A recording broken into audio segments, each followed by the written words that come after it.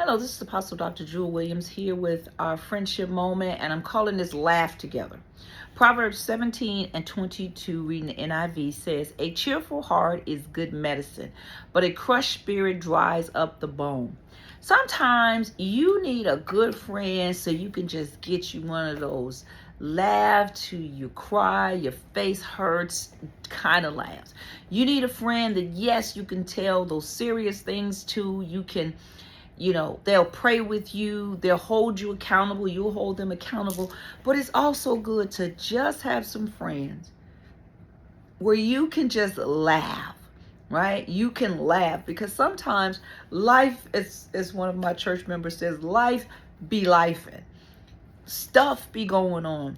Heavy stuff, difficult stuff, things that weigh you down, and even in your praying and fasting and working your way through them, sometimes they can still be debilitating. They can make it hard and difficult for you to be able to continue to do what you need to do. And so you need a group of friends or some good covenant folks that'll come around you, and they will give you a good laugh, to give you a cheerful heart, because it's a cheerful heart is good medicine. Why is it good medicine? Do you know when you laugh, it actually makes you take in more breath? I was doing this study once for a message that I was preaching, and it was talking about breathing. When you breathe, do you know sometimes just when you're laughing, you're taking in more air. When you're taking in more air and in your lungs, it actually has a way of bringing, it's like a stress reliever. It is releasing some things that you need to release, but it also is this inhaling of breath.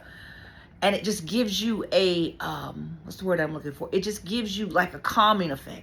So it works on it. It works on other parts. It works on your brains, your emotions. So getting that, take a breath, that inhaling, being able to release and blow out, that's a good thing. So make sure you've got some people around you that are going to give you opportunity to laugh. Laugh at some things, that laugh at yourself. I mean, and again, I can say friendship. To me, sometimes friendship, marriages, this can go either way. You should also, just a note, put a pin right here, you should also be able to just get a good laugh with your husband or your wife. If everything is always super tense, you both need to lighten up a little bit. So, a good laugh at yourself, play around. This was the husband thing. Get a good laugh. But back to the friends. You want friends that know when you also need to get a good laugh. So guess what you can do? Even if it's not so much a laugh, if you've got a friend going through, take them out.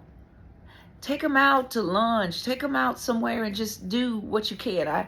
I just, my family just went out with a good friend of mine and her daughter, and she always calls me a big sister bully. I'm not a bully. I just get my way. You call it what you want. I just call it I'm determined. But it was something she needed. She needed to just be able to say, you know what? I'm loved. I got a chance to kind of let my hair down. I got a chance to just have a good laugh at myself, at my friends. And that's just what we need sometimes. So I pray, that you do that. So I ask you the question, when's the last time you and a friend had a good laugh? If you haven't had a good laugh, go call a friend. Just go call a friend and say, hey, tell me something silly. I just need a good laugh. Can we do lunch? I just need to laugh. I need to be silly. I need to break away from the seriousness of the everyday, of the meaningless task doing, to be able to get a good laugh. So I pray today that you get a good laugh, that something just tickles your funny bone. You get a good laugh, and with it, the stress release that you need. God bless.